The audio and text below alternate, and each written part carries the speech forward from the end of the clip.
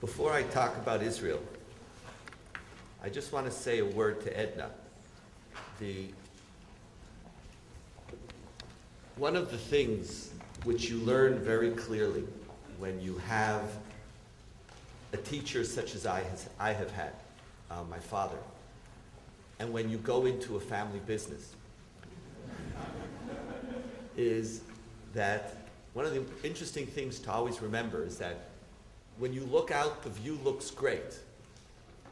And the view is great because you're standing on somebody's shoulders.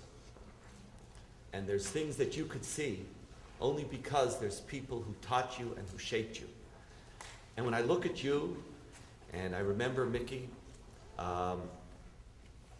you're people who enable the Jewish people to have a great view today. There's people who, I can't tell you, I travel around America, there's so many people who are looking for the quick fixes of Jewish life, who realize that we have tremendous problems, and they have 2 days, or they have a year, or long-term planning is 3 years. People who do things for decades are the people who have given us our community. And when I look at you, I look at those people who've given us our blessing to have the type of community that we have. So on behalf of my father who's not here, and on behalf of all of us, I wanted to personally again say thank you for who you are. Thank you.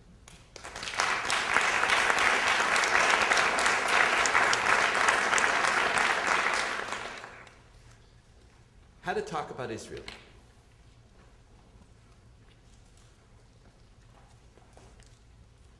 First, how not to talk about Israel. And it's really important. And it's really difficult. Because many of your community aren't going to want you to talk about Israel in the way I'm going to talk about Israel today. And I am fully aware of the fact that it's much easier for me to talk this way because I live in Israel.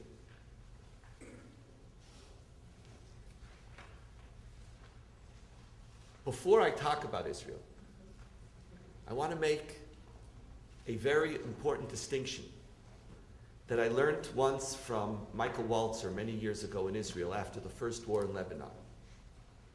When he came to Israel and he was speaking, and somebody said, "How dare you tell us what to do? Who are you to tell us what to do? Your life is not on the line." And it's true. When your life is not on the line, when your kids aren't in danger, it's easy. Or it's easier. It's not the same. When your kid is in danger, you see things completely differently. As many of you know, back to my son again, I remember telling my son very clearly, when you're in danger, shoot first, and we'll work out the details later. If you're not sure, when you're in doubt, shoot. Yitzi, I want you home. Now, if you're not there, you're never going to be at that point when you have to make a statement such as that, which I don't believe was the most noble moment in my life. Would I do it again? Would I make that same statement? Absolutely. In a minute. I would. Do I think it's the paradigm of how Israel should conduct us? Is this the greatness? Not necessarily. But besides being a Zionist, an Israeli, and a citizen, I'm an Abba. And I'll never stop being an Abba. And when you're an Abba or an Ima, the way you look at politics is very different. So how dare you say, or how dare you tell me what to do when you're not talking about Israel as an Abba or an Ima, as a mother or a father? You're talking as somebody who cares, but is going to get to go home. Michael Walzer, who wrote the famous work on morality of war, how dare you tell us what to do? And Michael Walzer is a very, very humble, soft-spoken person, very beautiful man, exceptional individual. He turned to this person and he said, I really apologize. I wasn't telling you what to do. I was just telling you how I feel.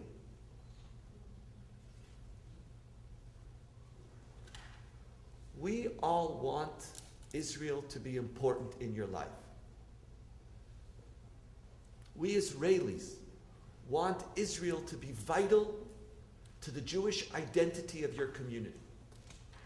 We don't want you to see Israel as an overseas allocation. Part of the overseas allocation pillar of federation. You know, there's another pillar called local need. That's where we want to see Israel.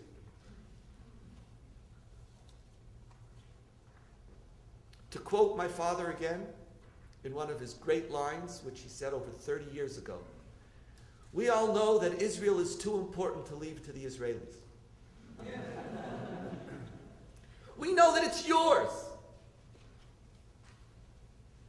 So how do you talk about it in a way that reflects your deep concern and love? If I silence you, you can't be a lover. If you can't speak, if all you could say is one word, Amen, it's not going to be yours.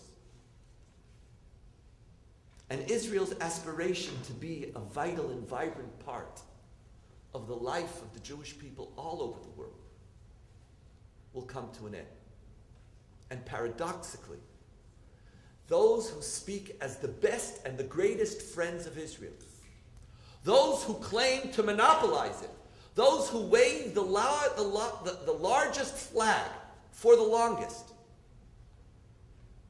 are creating, or are sometimes creating, a tone of conversation which is going to undermine the future of the relationship of world Jewry to the state of Israel. Because if there's only one way to be a lover of Israel, then many, many Jews are going to cease to be lovers of Israel. And the same plurality that we take for granted amongst our denominations has to be taken for granted in our conversation about Israel. The first thing that I'm going to say to you is not something that I know. I'm not saying this is something that you're going to be able to tell your congregation. But it's a plea on my part. It's both a plea and a bracha.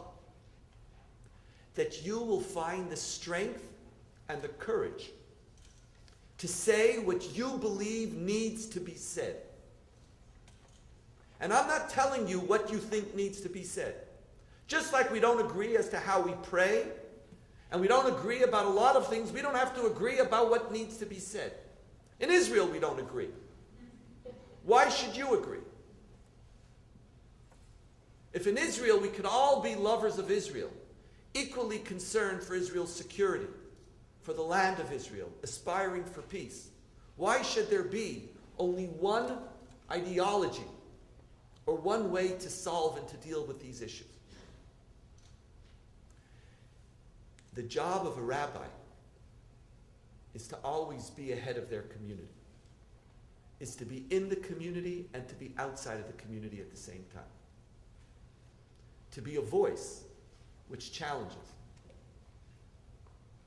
You need to be a voice when it comes to Israel.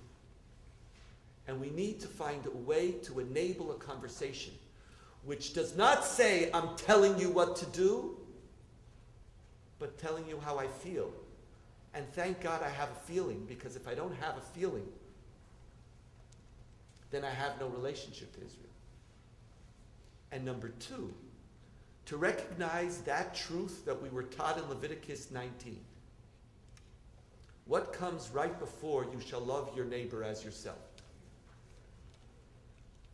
What comes right beforehand is Ocheach tochiach et amitecha. You shall, and I don't know how to translate this well, you shall Share, you shall share with your friend that which you think they are doing wrong. Love your neighbor as yourself. That conversation, criticism, challenging, aren't signs of distance, but they are signs of love. And unless we allow that, we're going to cease being lovers. It's so easy. If we really haven't learned anything from the death of Yitzchak Rabin, and that's one of the great tragedies. Oh, we commemorate the day, but we really haven't learned. Because we very often see those who disagree with us on Israel as traitors. Boged, the word that Yigal Amir used under which he justified his murder. So we learned not to say the word, but the feeling is still there. We have such rigid boundaries when it comes to Israel.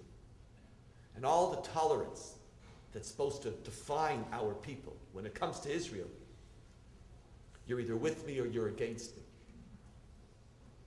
And as an Israeli, that doesn't do well for Israel. Israel as a democracy is the country which so many different Israelis could love because we all have a different voice. So find your voice and don't quiet others. And create an environment where we can have a conversation amongst lovers of Israel with different expressions as to what that means.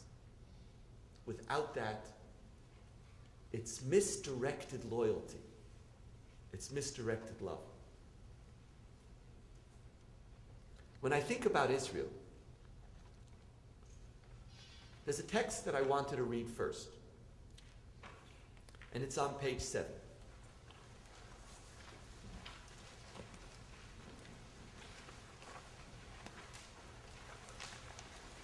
This whole morning, we looked at and we thought together about the question. Thought together is my way of saying I spoke to you about. The notion of status quo, the notion of the myth of stability, the concept and the need for chuva to be an integral part of the way we do Jewish. And how do we use difficulties as a catalyst to rethink who we are? But when we think about Rosh Hashanah and Yom Kippur, when we think about tshuva, we have to remember that in our tradition, tshuva is not just an individual act. Because Judaism is not a religion for individuals. In a great story, or in a great line in the Talmud, which asks, when Moses went up to Mount Sinai and God and Moses were together, having a wonderful time, two fundamentally lonely personalities who couldn't find anybody to talk to for chapters and chapters, decades upon decades, finally found each other and were having the greatest moment. And the whole Torah is leading up to this chapter in Exodus, where God's about to give the Torah. Everything in the Bible leads up to this moment. And it's supposed to be the climax of the Bible. In many ways, the end. Here it is. We get there. God gives the Torah that God's been waiting to give from before creation. And God and Moses are speaking and they're planning and they're about. There's a ceremony with blessings and taluses and everything. We have the whole thing going. Here it is. You're taking my Torah, and the Jewish people are worshiping a golden calf. And God utters the word, lech red, go down. Go down. And with go down, you have a feeling like you're entering into a Seinfeld do-over moment. We're like, what are you talking? We were going. We're about to get the Torah. I says, go down. But go down I'm not doing what I was supposed to do. Go down. And the rabbis say, what went through Moses' mind, or God's mind, when God said the word go down?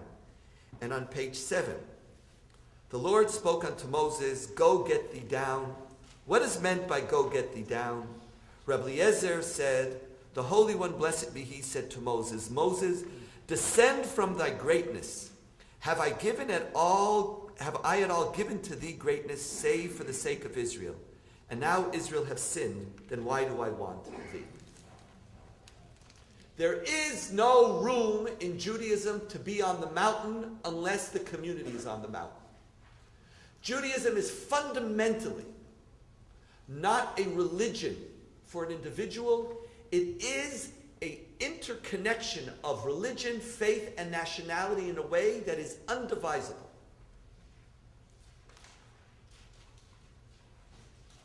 There is no Judaism without the Jewish people. You want to have your own individual spiritual experiences? Wrong religion. You want to speak to God? You better make sure that the people are there. And it's only when the people are there that you can speak with God. When we speak about chuva on Rosh Hashanah and Yom Kippur, the issue is not just simply our individual chuva. The question is there something that we need to think about vis-a-vis our collective chuva as a people? Is there a status quo, a stability, a mediocrity that we are descending into vis-a-vis Israel, which is katan aleinu, small on us? What is it that we need to do vis-a-vis our thoughts about Israel? What I'll call for today, are politics of tshuva. And on Rosh Hashanah and Yom Kippur, it's not just about my individual life. How do I grow from my private crisis? But how do I think about our larger people, our national shared enterprise, which we all care about, we all think about? Is there any tshuva that needs to be done there? And I must tell you that by definition, if the answer is no, there is something fundamentally wrong with the standards that you are setting forth. For we know that anyone who believes that they don't need to do tshuva has accepted mediocrity in their lives. Our love for Israel can't allow it to be mediocre. How do you help your community understand that as lovers of Israel, the greatest danger that we face is not simply only declaring one position as the lover of Israel, but the even greater danger is to stop expecting. Is to say, oh yes, we have finally achieved our ultimate goal. We are a nation like all other nations. That, my friends, is assimilation. You want to know what assimilation is? That's assimilation. What's assimilation is not the question of who you marry. Assimilation is when Judaism ceases to be a guiding force in your life. When that which everybody seems to define as acceptable becomes acceptable to you. That's Jews assimilate when Jewish values and ideals don't define our lives. We are in grave danger of national assimilation. Under the guise of loving and protecting Israel. How do we say that? How do we lay claim to the space which says that the real lover of Israel is the one who expects more of it? And when you say that here in North America, it's not telling me what to do, and it's not endangering my kid's life. It's just sharing what you feel. And I'll hear it. And you're not going to get a right to vote. And all those people who want you to vote, I think they're idiots. I know that wasn't a moment of great pluralism, but I apologize. Because frankly, I'm not letting you vote when my kid's life is on the line. Sorry. But there's a difference between voting and talking. Between sharing feelings and coercing. You could talk And the sovereign of Israel, which is its citizens, every year or so will vote on to what extent we want to take into account your feelings. And some of your feelings will be things that we feel as well. Now, how do we feel? Another text with which to frame this conversation. And I must tell you, it's a text for which alone it's almost worth being Jewish. On page 13.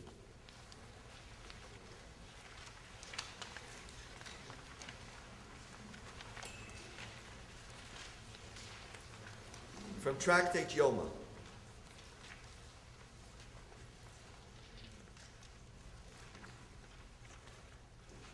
You'll see two different markings. One, Rabbi Matthiah ben Cheresh asked Rabbi Eliezer ben Azariah. And then you'll see the second marking at the last word at the bottom of the page. Your homework is to read the first section.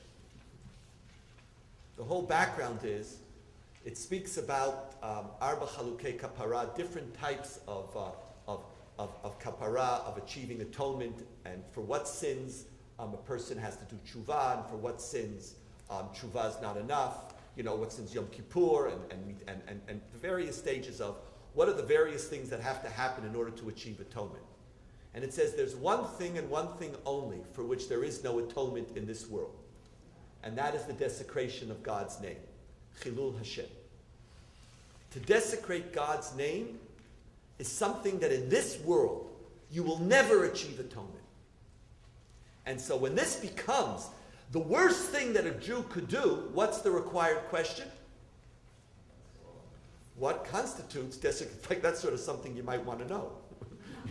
It's like, I don't want to go, that's the place you don't want to go. So the Talmud now at the bottom says, what constitutes the profanation of God's name? Rav said, if I take meat from the butcher and do not pay him at once. Now here, whenever you read, and this is one of the things I learned at the Hartman Institute, when you read a text, you have to do a double take. It takes a few moves. The first thing you have to do is you have to read the text and understand it. And then you have to step back and say, 1 second, what should the answer have, what other answers could have been offered? And then after you answer that question, you then come back to the text again and realize that if they could have answered something else, this is not an odd. What constitutes profaning God's name? I'm waiting for some dramatic statement about cursing God, or about, I don't know, public idol worship, or I don't know, eating in the wrong restaurant. I don't know. It's like, what could be the worst thing that you could do? And their answer is a very, very powerful one. It's about how rabbis are supposed to conduct themselves in their community. And if I go to a butcher and I don't pay all at once, and people will see me and assume that I'm using my authority as a rabbi to get something for free. But in the Aramaic, the order is more dramatic.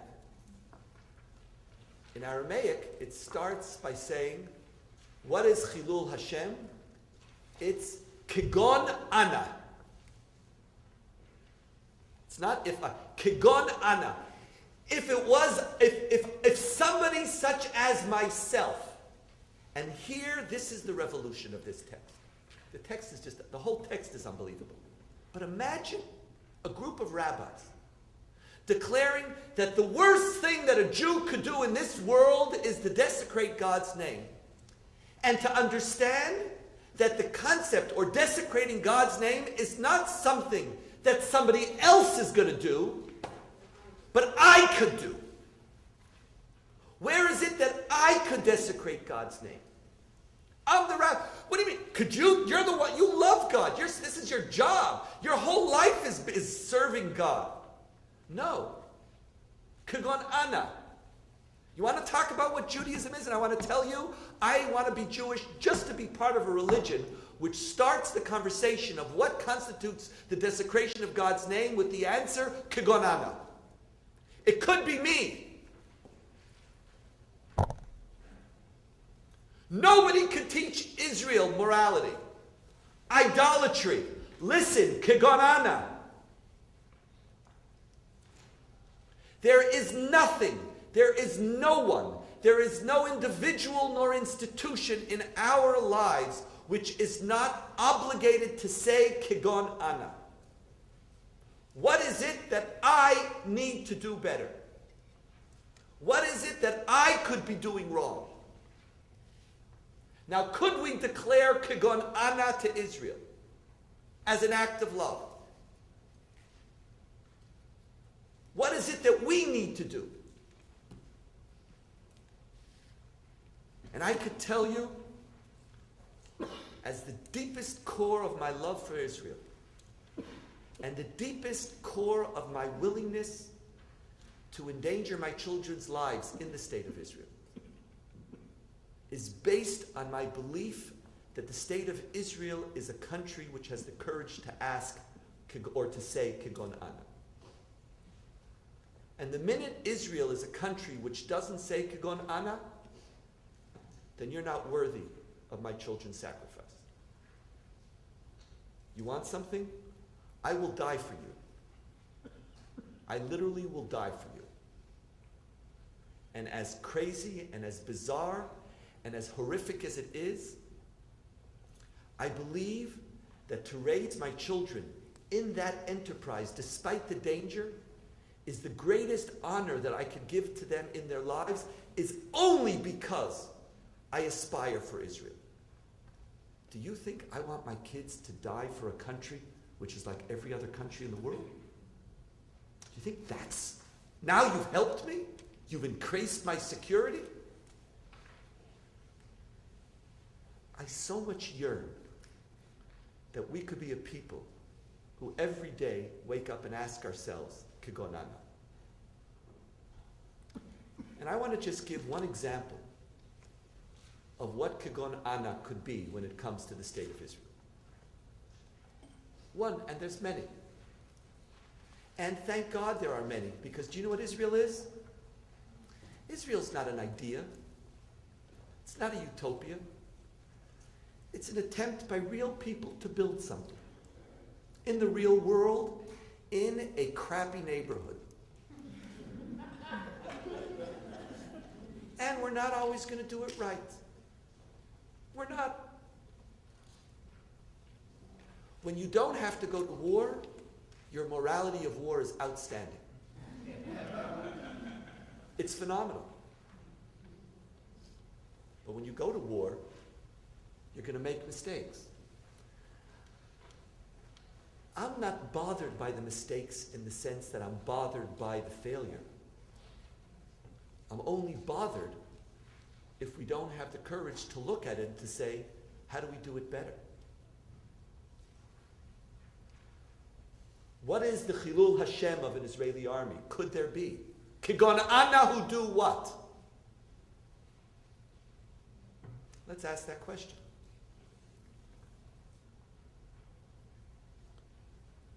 This morning I spoke about status quo.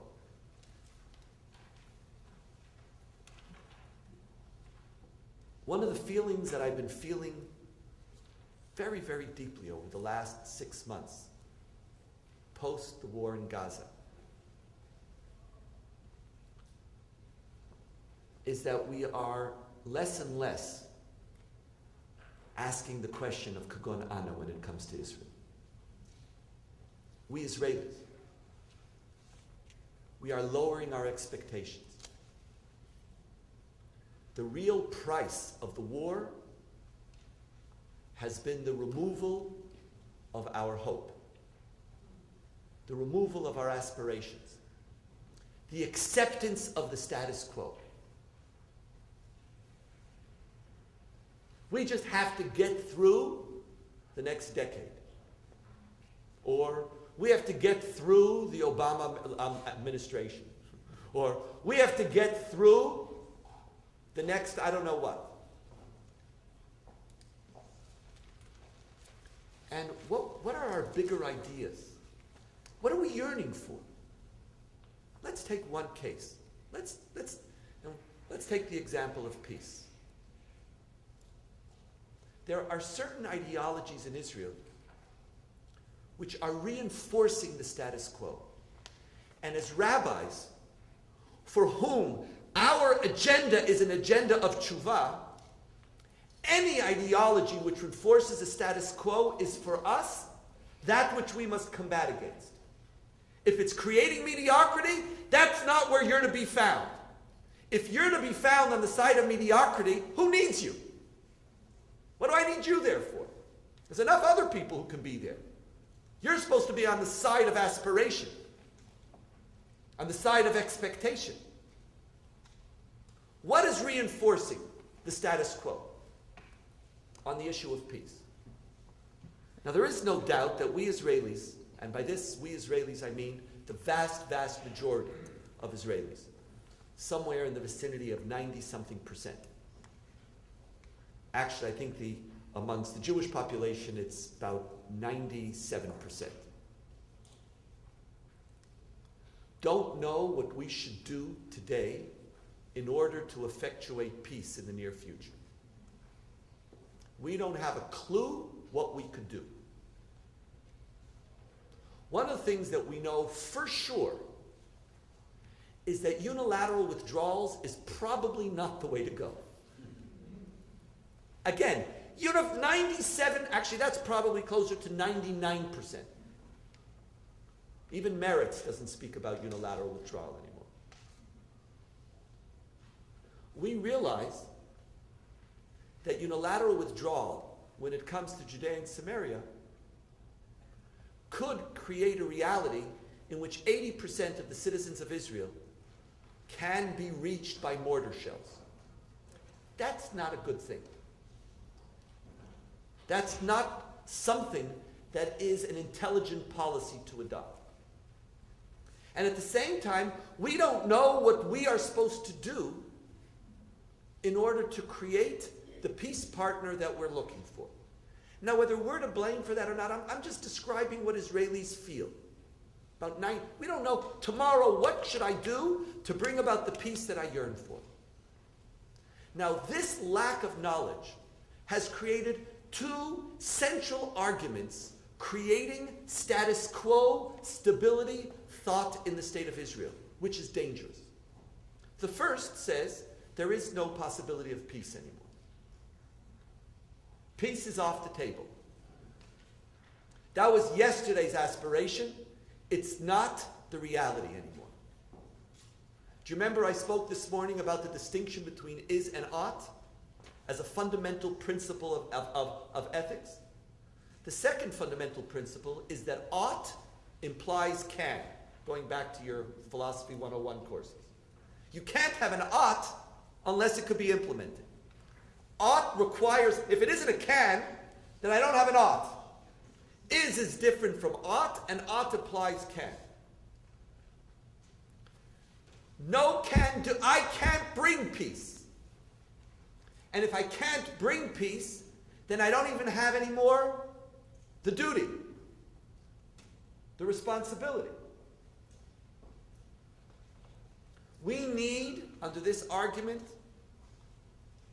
to train Israelis to give up the aspiration for peace. There is no more aspiration. And anybody who speaks about that aspiration is weakening us, because it's teaching you that you need something that you're not going to get. How can I give you an ought that you cannot express in reality? Let's get rid of the conversation. No more hope. And they shelter it and say, not in our lifetime. In another 50 years. And so they say, the reality that we're in now on the issue of peace, there's a new status quo. Let's just get through the day, the year, the decade. When, and the declaration is, when Palestinian mothers will be as mournful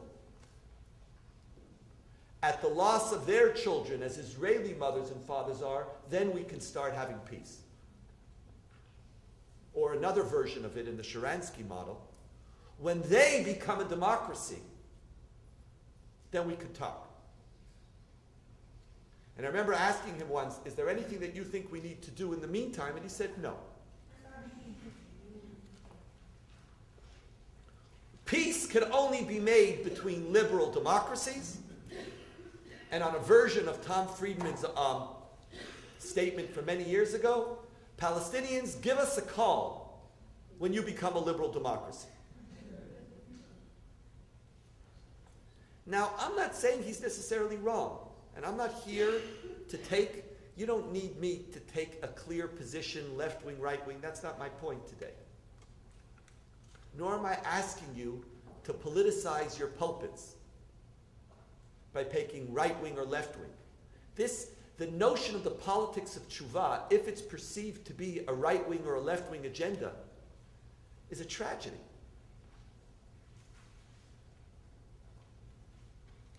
But under this, there is no hope. And peace becomes a messianic utopia, in the sense that it could only be fulfilled in a messianic era, not in our lifetime. Therefore, the status quo will remain. Don't move. And then the biggest question becomes, do we get 4 more toilets this month on the West Bank or not? Because it's about status quo. And the status quo, there's more kids, there's more stuff, we need more toilets. And I'll come to Washington and think that that is actually something that interests the President of the United States. How many toilets do I get to build? They had 2, there's now 4 people, they need more than 2 toilets. Can I have permission to have a 3rd toilet? There's a second, more subtle argument reinforcing the status quo. And that is the notion, or rather, the belief, that it is not beneficial for Israel to publicly declare that it has no hope. With a president who has a politics of hope, for us to declare we have no hope is to be on the wrong page. And therefore, what we need to do is to talk the talk of hope, even though we have no hope. To talk the politics of chuva without charata. To speak about, yes, what we ought to be. We want a 2-state solution. 2 states for 2 people. What is it? 2 people for... What's the official declaration? The 2-state solution. I'll talk the talk,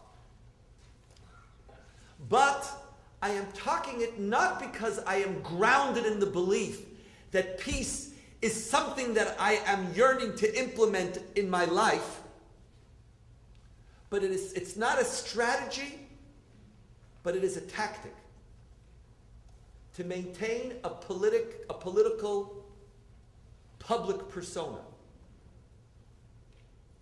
Since the Palestinians don't want peace, why should I be the one to make a problem? Quite to the contrary. I'll speak about it, but in deep down, I believe there's nothing that I could do. And when I speak about peace, guess who I don't speak to? I don't speak to the person who I might or might not want to have peace with, because there's nothing to speak to. When I speak about peace, who do I speak to? I speak to an American administration. Because the goal of the conversation is not to change the status quo, it's actually to maintain the status quo. But to maintain it in a way that preserves me, because frankly, they understand that the first one is the most dangerous. Under the notion that I'm going to preserve the status quo by not speaking about peace, the second position says that's dangerous because they're going to take it out of your hands. If you really want to maintain the status quo, speak about peace. Just don't think that there's anything that you can do. It's a conversation about peace.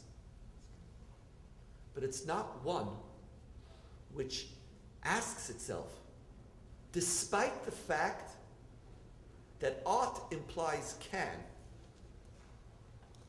there are oughts that even though we aren't yet obligated to implement them, we are obligated to maintain them as our value and our aspiration. Even though I don't yet know what to do, and that's why I said 99%, I don't know what to do. Do we want to create a conversation in Israel which undermines the possibility of us having any larger vision and aspiration? What is our L'Shana Haba B'Yerushalayim? What do you think we did for 2,000 years when we said next year in Jerusalem? Did somebody get up and say, excuse me, the can doesn't seem so applicable right now. Let's get rid of L'Shana Haba B'Yerushalayim. One of the things that's happening is that the second conversation, under the facade of a conversation about peace, is actually lulling Israelis into removing it as a fundamental value and as a fundamental aspiration which they think they could do something about. 80-something percent or 78% of Israelis are for a two-state solution. But they don't think that when they say I'm for a two-state solution, I've said anything about what I ought to do. Gadol Talmud shemevi lidei maaseh. Talmud is great when it leads to practice. If you make a declaration, the question is, what could you do?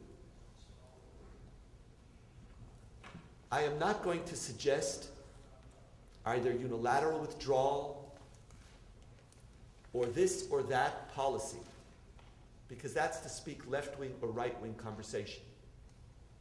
But there are things that we could do. And I would like to just mention two of them as an example, and then if there's any questions. The first is we need to find a way to revalue our conversation about peace, knowing fully well that we can't implement. In one of the texts, and we don't have the time to look at it, please on your own look at text 7 on Tractate Brachot 20b. Afterwards, the rabbis ask God, you're supposed to be the God of justice. How could you show such favor to Israel, the rabbis ask. How do you show such favor to this people when you're supposed to be a God who's fair on all? And God answers and says, how could I not show favor to this people? I commanded them that when you eat and if you're full, you give thanks. You only give thanks after you're full. And they decided that even when they eat the equivalent of an olive or the equivalent of an egg, they give thanks. God says, how could I not be biased to such a people? To be a Jew is to learn how to be full when you eat an olive. To be a Jew is to learn how to give thanks when you eat an olive. And the reason why that's so important, it's precisely that which enables us to maintain our principles, even when there's a dissonance between ought and can. I'm not going to be able to give my kids the type of peace I yearn for. So do I become bitter? Do I ennoble or do I somehow sanctify the status quo? Or am I willing to maintain on the table forever a deep and serious conversation about the significance of the moral horizon and political horizons that I want for my people? When I say two-state solution, am I saying something that I want Obama to hear? Or am I saying two-state solution because it's something that I want Jews to hear? What do you think two-state solution means? Two-state solution means that we as Jews refuse to allow our national aspirations to make us deaf to the national aspirations of other people. To be a Jew is to love the stranger, for you were strangers in the land of Egypt. You cannot be a Jew and a lover of Israel and disregard national aspirations of other people. We are a people who are commanded to remember, not just remember Amalek, remember that what you went through. When we declare two-state solution as a value, we reaffirm who we are as Jews and say, I know that I can't do it yet. I know that it would be dangerous. But I yearn for a day. My next day, but you know what my next year, Shana Haba Yerushalayim is? It's not the rebuilding of the temple. My next year in Jerusalem, my Shana Haba Yerushalayim is a day in which, yes, I could finally give the Palestinians a state so they could live together with me. That's my next year in Jerusalem. I don't want to control them. I know that every day that I control them is a tragedy. Tragedy to me Jewishly, a tragedy to them. That's not who I want to be. I didn't come home to do that. How do we declare day in and day out, yes, this is our aspiration? It doesn't mean that I'm saying how you do that. And I'm not saying you want to give back 50%, 55, 80, 83, 92. I don't give a damn. Take your left-wing, right-wing politics and throw them in the garbage. It's not interesting. Right now, that's not the issue. Are you willing to get up loudly and declare, no matter where you are, whether you're a Likudnik or a Laborite or a Kadima person or a Meretz, I don't care, or a Shasnik, yes, we Jews don't want to control another people. The politics of chuva requires of us to say that. Not to be lulled into the status quo saying, well, until they don't want it, so therefore what? Therefore we forget and we become comfortable with occupation. Is that what it means to be a Jew? Is that what it means to be a lover of Israel? Yes, we're comfortable with occupation. To be a Jew is to declare that the state of Israel is not a Jewish state unless it is a democratic state. And that it's not, and that we see democracy as an enhancing of who we are as Jews. How can I even imagine a vision and a hope for Israel if Israel's not a democratic state? Is that the Israel that I want to fight for? Two-state solution is my declaration. This is who I want to be. I know I can't fully give Arabs now all their rights. And I'm not talking about the Arabs in Israel. I'm talking about I can't. But I yearn for that. Next year in Jerusalem. Two-state solution declares that we refuse to be a people who believes that the sanctity of the land is more important than the values of that people. One-state solution says that Israel is full when we have all the land. Two-state solution says Israel is full and complete when we embody our values, even if we have less land. That's not a right-wing or a left-wing position. These are our core values as a people. The first thing that we have to do in a politics of tshuva is to not allow the arguments which are reinforcing the status quo, the yes buts of life. Yes, but. And then you become mediocre. We can't allow the moral Jewish fiber of our people to be diminished in any way because of the difficulties of implementing a political process in the context of the realpolitik of the Middle East. And you have to, as rabbis, make that distinction.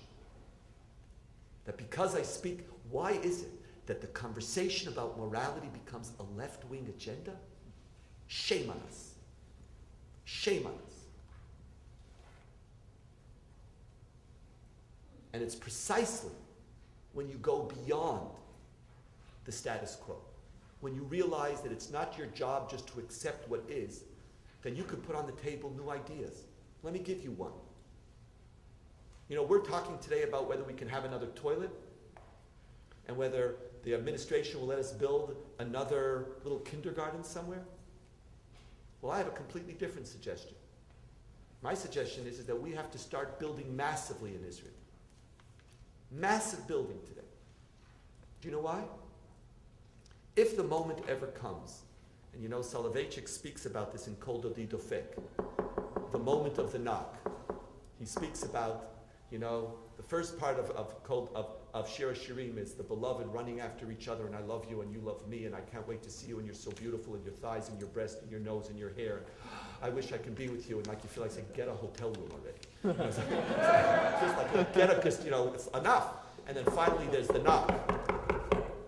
And he knocks on the door, and she says, Pashatati et ktonti echal bashena. I just got undressed. It's not the right moment. And you scream and say, what are you, an idiot? I just had to listen to you for chat. It's like, get out of bed! And so she probably hears me screaming, and she jumps out of bed, and she runs to the door, and she opens the door, and Dodi chamak va'avar, my beloved is gone. And the last part of Shiri Shirim is that, oh, I love my beloved, and she's jumping on the mountains, and etc. It says the same repetition, they never get together, because the most important question is, when the knock comes, are you going to be ready? Well, let me tell you how you get ready for a knock. Do you know how you get ready for a knock? We learned from the unilateral withdrawal from Gaza, 7,000 people. 80% of them are still not in their permanent homes. They have a higher death rate than all other Israelis. Death rate. Unemployment. Depression. Guess how much the average family received? Somewhere in the vicinity of over $2 million. It's not resources. The process was one that you can throw a lot of money and not solve the problem. $2 million, over 10 billion shekel, was distributed.